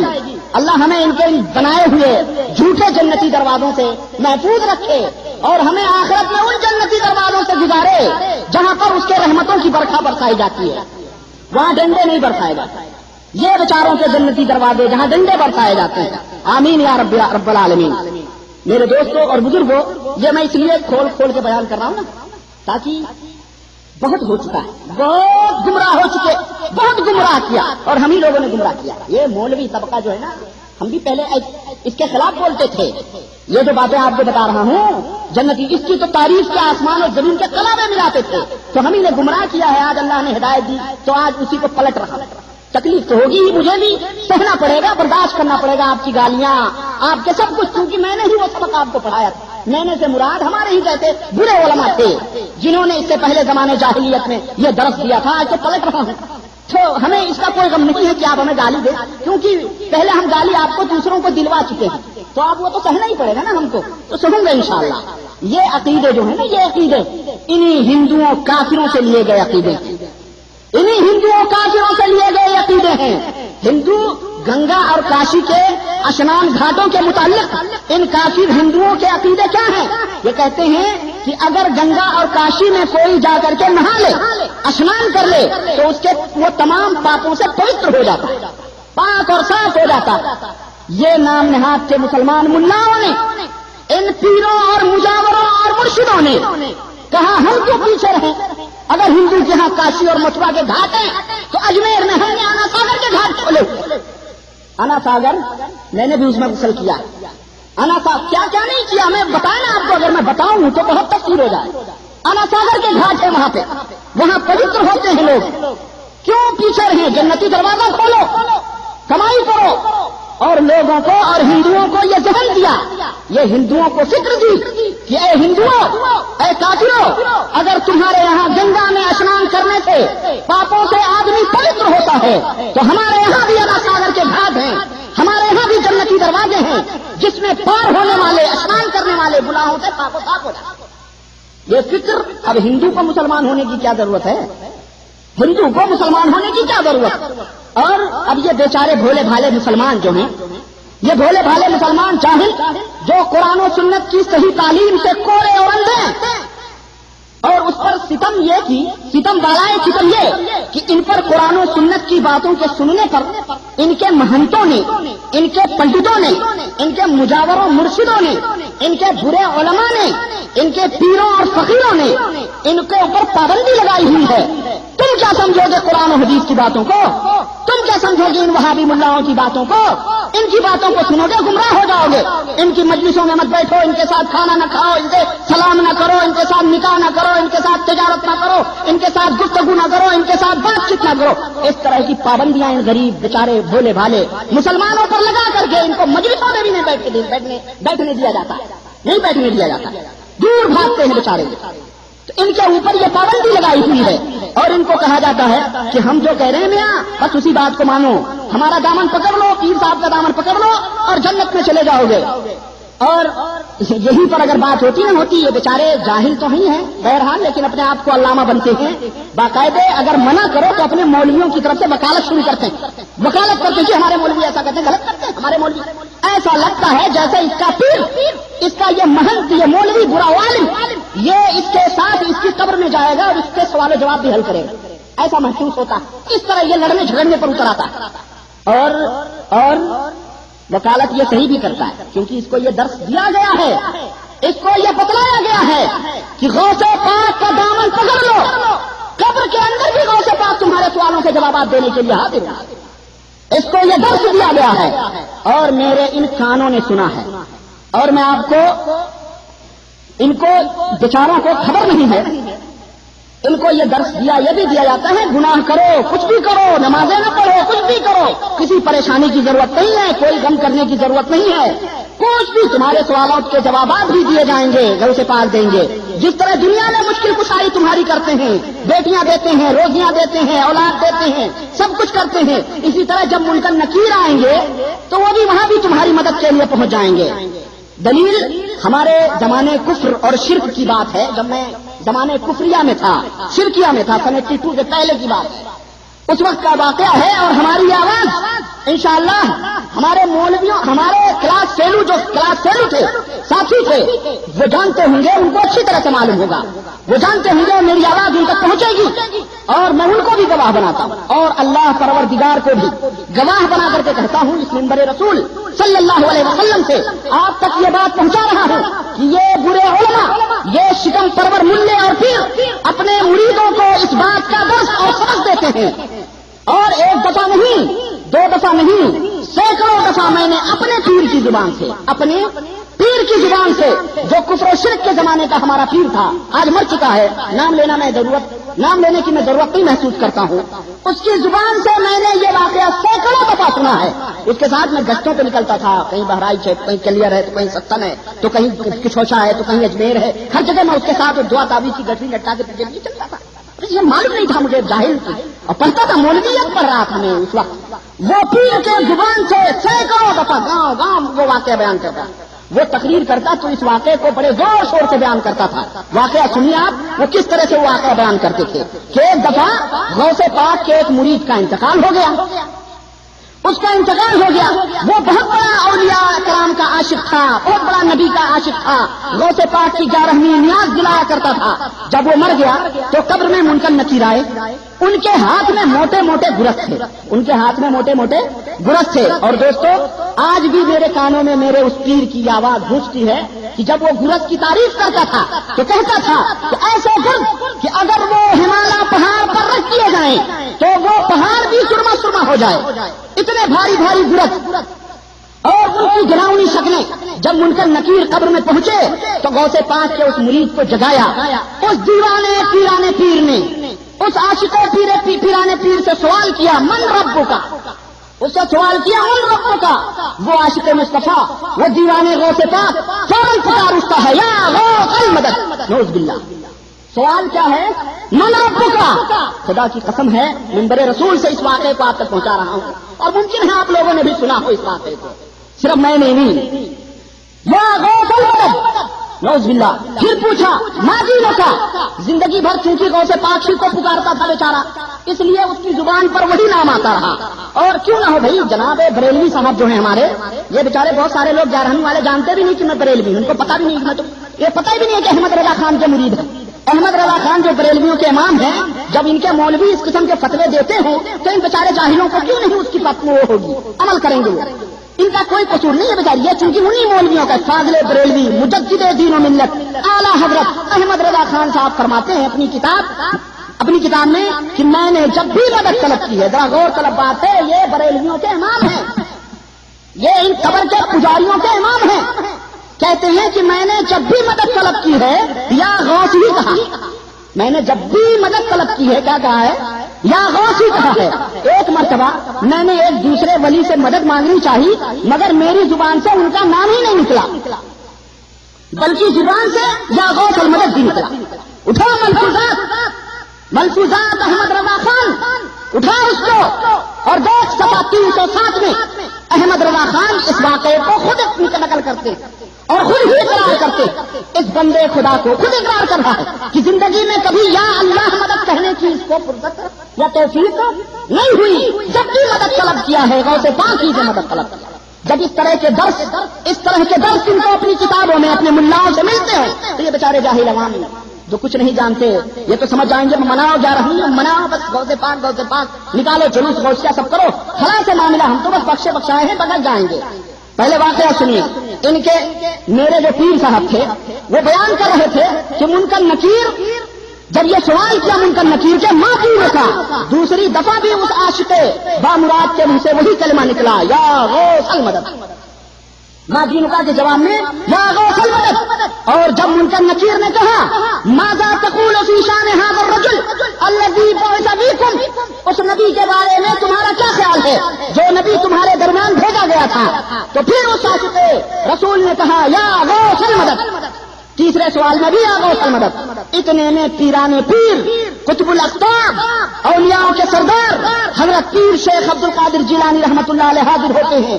وہ منکر نکیر جن کے پر اتنے بڑے بڑے کہ اگر وہ دنیا میں اپنے پروں کو پھیلا دیں تو مشرق سے لے کے مغرب تک پوری روئے زمین ڈھک جائے. پیران پیر نے ایک ہاتھ میں اس منکر کے پر پکڑے اور دوسرے ہاتھ میں نکیر کے پر پکڑے، اور یہی اس کے کلمات ہیں. وہ مر گیا ہے، مغفرت کی دعا بھی نہیں مانگ سکتا کیونکہ وہ مشرک ہے. اس نے یہی کلمات کہے تھے کہ پکڑ کر کے ان دونوں پروں کو اور دونوں کے سروں کو لڑایا پیرانے پیر نے.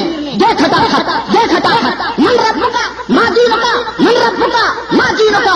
اور اس کے بعد میں وہ جو تھے منکر نکیر انہوں نے کہا کہ حضرت مجھ سے غلطی ہو گئی. کہا تجھے پتا نہیں ہے یہ کون سو رہا ہے؟ یہ میرا مرید سو رہا ہے، یہ عاشق غوث سو رہا ہے، تجھے خبر نہیں؟ تو ان سے سوال کرنے کے لیے آ گیا، نکل جاؤ یہاں سے اور میرے اس مرید کو آرام سے سونے دو. وہ بیچارے منکر نکیر معافی مانگ کر کے فوراً روانہ ہو گئے اور اس کو ویسے ہی چھوڑ دیا. یہ واقعہ کون بیان کرتا ہے؟ یہ پیر بیان کرتے ہیں، مرشد بیان کرتے ہیں. جاہل بیچارے عوام کو، ان بھولے بھالے مسلمانوں کو اس طرح یہ کہانیاں کر کر کے سنا کر کے ان کو گمراہ کیا جاتا ہے. آپ سے میں پوچھتا ہوں کہ یہ دین کا مذاق نہیں ہے، یہ اللہ کے نظام کا مذہقہ اڑانا نہیں ہے، یہ اللہ کے فرشتوں کی توہین نہیں ہے، یہ اللہ کے قانون کی بے عزتی نہیں ہے. رو اپنے گریبانوں میں منہ ڈال کر کے اس طرح کے واقعات پیرانے پیر کے ساتھ جو ہے بیان کیے جاتے ہیں. اور اب بتلاؤ جب اس طرح سے مریدوں کو، قبر کے پجاریوں کو یہ صدقے اور طفیل میں یہ صدقے غوث خواجہ اجمیری داتا حجمیری کے وسیلے سے مانگنے والوں کو جب یہ قصے سنائے جائیں گے تو بتائیے آپ کہ یہ بیچارے کیا کریں گے؟ یہ تو قرآن حدیث کی تعلیم، ان کو سیکھ کر کے کیا فائدہ؟ کیا کریں گے قرآن حدیث کی تعلیم سیکھ کر کے؟ ان کو ضرورت کیا ہے؟ ان کی سمجھ میں یہ سب باتیں کہاں آئیں گی؟ بنا بنایا لڈو مل رہا ہے تو پھر بنانے کی جھنجھٹ کون پیش کرے بنانے کی جھنجھٹ؟ تو یہ بیچارے بس اسی کے اوپر جناب عالی جب یہ واقعہ سناتے تھے تو نعرے قادری یا غوث المدد کے نعرے بلند کیے جاتے، نعرے قادری یا غوث المدد کے نعرے پر. ان ظالموں نے سچے پکے موحد متبع سنت شیخ عبد القادر جیلانی رحمت اللہ علیہ کو بھی نہیں بخشا، اور اپنے ان کہانیوں میں نعوذ باللہ ان کو گھسیٹ لیا۔ اگر ان سے کوئی پوچھے کہ پیارے اگر ہم مان لیں کہ چلو یہ واقعہ صحیح ہے، یہ واقعہ درست ہے، تو ذرا ہم کو بتلاؤ تم قبر میں گئے تھے؟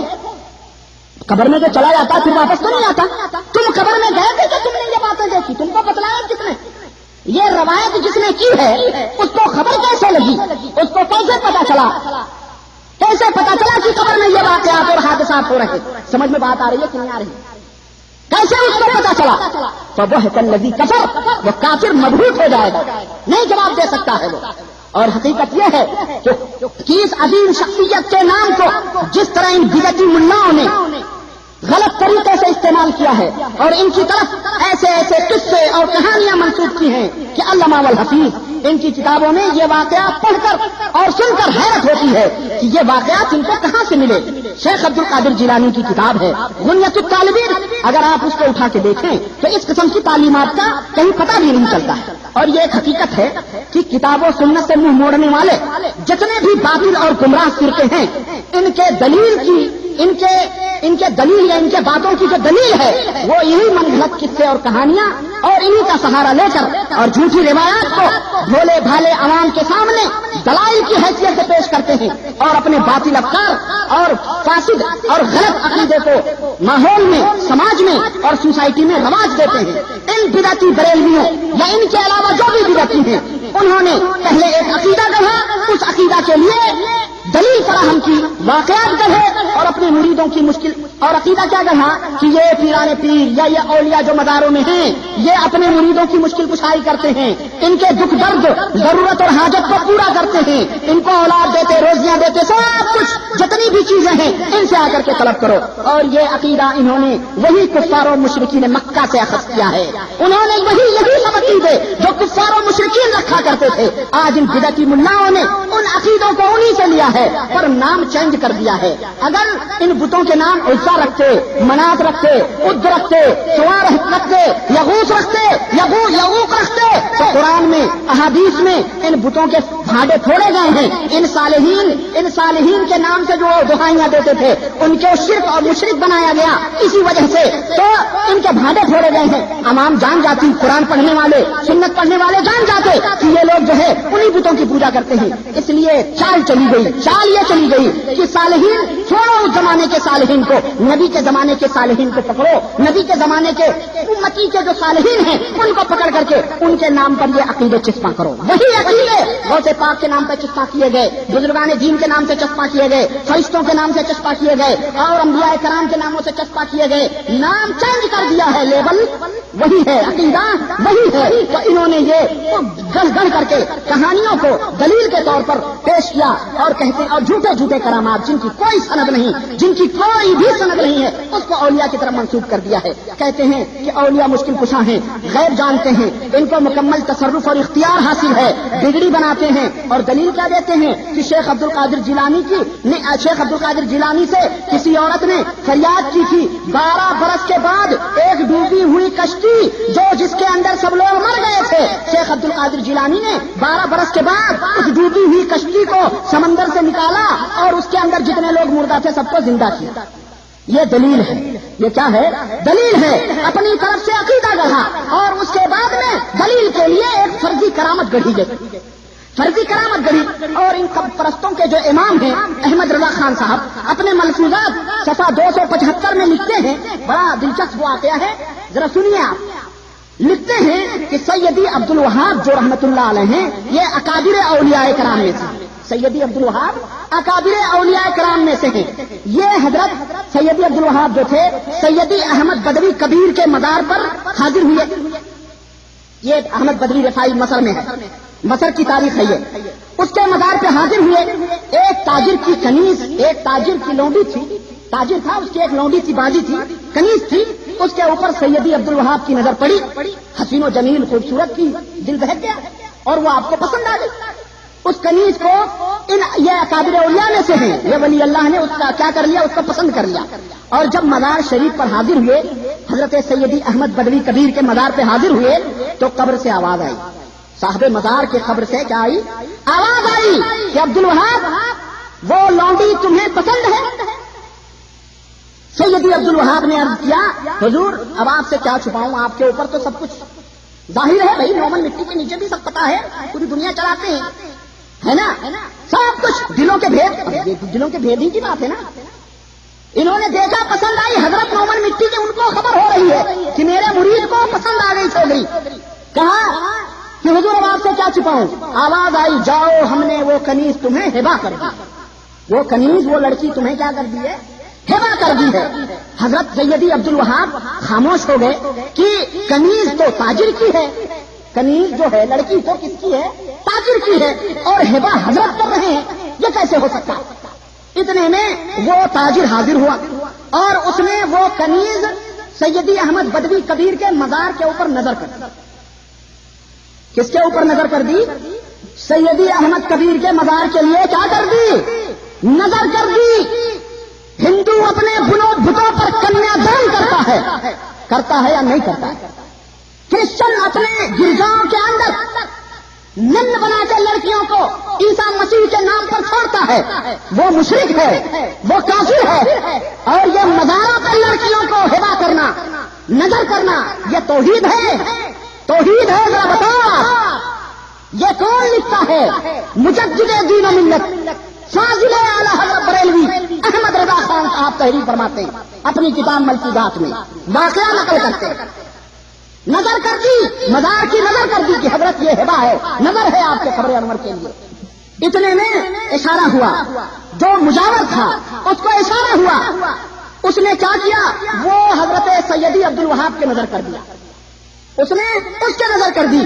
پھر بیٹھے رہے مزار کے اوپر، مزار سے پھر آواز آئی کہ اب سے عبد الوہاب دیر کاہے کی ہے، غور کرو ذرا، دیر کاہے کی ہے، فلاں حجرے میں لے جاؤ اور اپنی حاجت کو پوری کرو، فلاں۔ اور میرا خیال ہے کہ یہ مزاروں کے ارد گرد جو حجرے بنائے جاتے ہیں نا، یہ انہی سب دھندوں کے لیے ہوتے ہیں، انہی سب دھندوں کے لیے بنائے جاتے ہیں۔ اور قبروں کے اوپر عورتوں کو حاضری دینے کی جو یہ ملے ترغیب دیتے ہیں، یہی سب وہاں کروائے جاتے ہیں، یہ ترغیب دی جا رہی ہے۔ بھانڈا کھودنے کے لیے کوئی دور جانے کی ضرورت نہیں ہے، ان بیچاروں کو اپنے ہی دھرم کی بات کا علم نہیں، اس کو توحید سمجھے ہوئے پوچھتے ہیں۔ میں کہاں کا نفل بتاؤں، اتنے واقعات خدا کی قسم ان کی کتابوں میں بھرے پڑے ہیں کہ اگر میں بیان کروں تو واقعات ہی واقعات ہوں گے۔ یہ چند نمونے ایک دو میں آپ کو، عقل مندانہ اشارہ کافی، عقل مندوں کے لیے ایک اشارہ کافی ہوتا ہے۔ اسی سے سمجھو کہ یہ قبر کے رسیاؤں کو، ان قبر کے پجاریوں کو، ان کا عقیدہ کیا ہے، ان کا دھرم کیا ہے۔ یہ نماز بھی پڑھتے ہیں، قبروں کے سجدے بھی کرتے ہیں۔ وہ مشرک تھا، وہ حج کرتے تھے کفار مکہ، پھر بتوں کو پوچھتے تھے، یہ بھی حج کرتا ہے اور بتوں کو پوچھتا ہے۔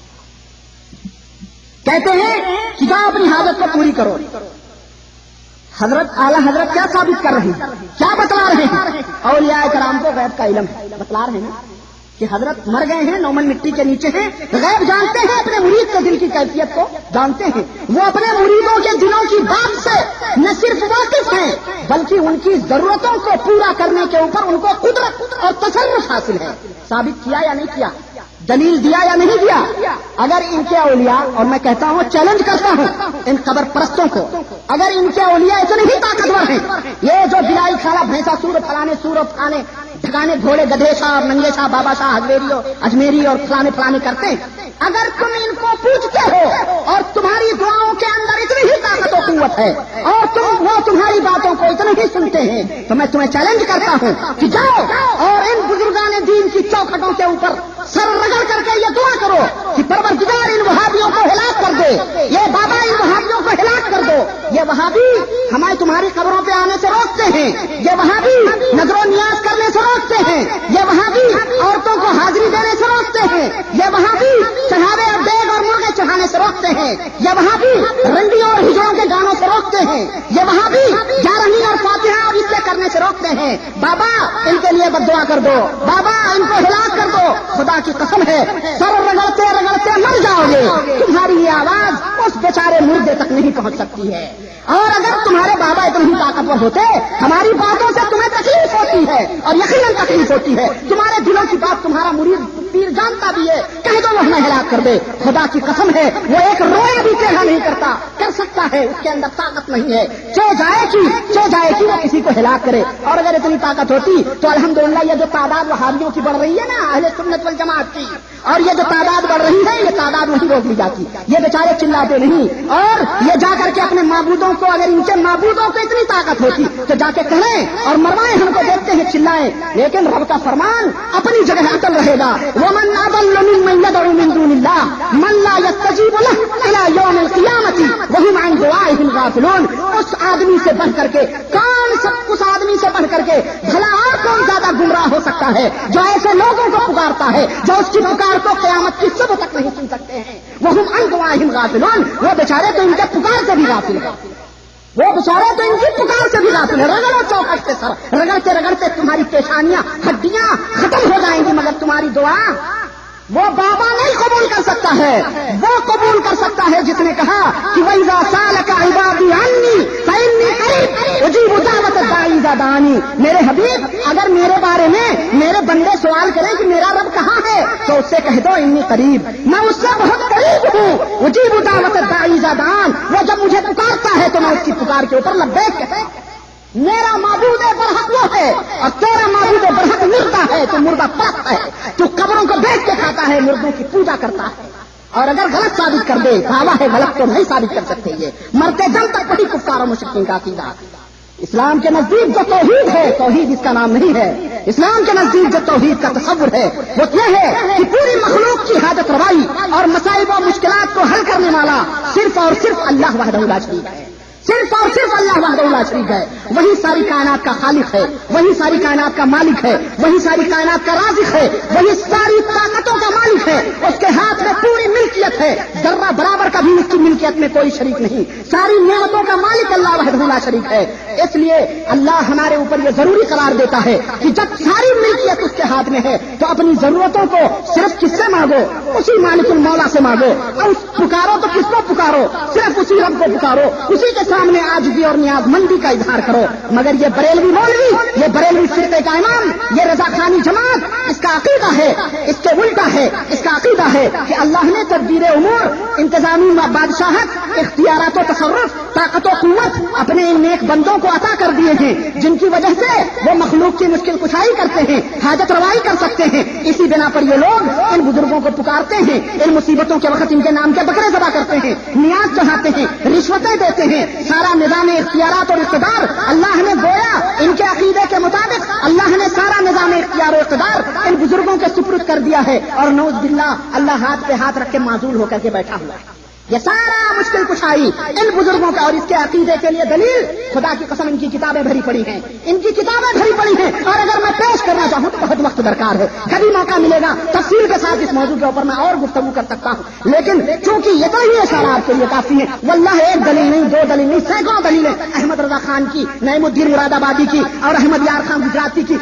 ये जितने भी हमारे पीर मुर्शिद और जितने भी मुल्ले मौलवी थे, इन सब में भरी पड़ी है। अगर मैं उसको पेश करूं खुदा की कसम तो बहुत टाइम लगेगा। बस इतना समझ लें कि ये शेरनियां, ये मिठाइयां, ये अगरबत्तियां, इन्हीं सब असबाब की बिना पर ये बेचारे कब्रों को चढ़ाते हैं। इनके अकीदे के मुताबिक अल्लाह ताला सब कुछ इनको सुपुर्द करके बैठा हुआ है। और यही अकीदा कुफ्फारे मक्का का था, यही अकीदा मुशरिकीन मक्का का था। बल्कि उन कुफ्फार मुशरिकीन का भी ऐसा नहीं था।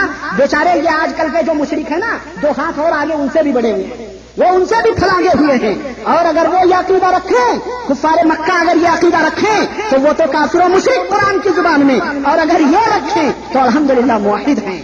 मुवहिद इनको माना जाए। आखिर इनके अमल में और उनके अमल में क्या फर्क है? दोनों में वही चीज है। तो फिर चिल्लाते क्यों हो? छोड़ो इन अकाइद को, तौबा करो अल्लाह से और बाज आओ अपनी हरकतों से। तुम्हारी शिर्क और कुफ्र कहाँ जाके तुमको मिलाती है? कुरान तुम्हें इन्हीं बुनियाद पर काफिर और मुशरिक करता है। मुद्दई तौहीद के और शिर्क से ये साजबाज, मुद्दई तौहीद के और शिर्क से ये साजबाज, एक तरफ कब्रों पे सजदा, दूसरी जानिब नमाज, इल्तिजा फरियाद इस्तिमदाद गैरुल्लाह से, इल्तिजा फरियाद इस्तिमदाद गैरुल्लाह से। ये नहीं है शिर्क तो फिर शिर्क किसका नाम? ये नहीं है शिर्क तो फिर शिर्क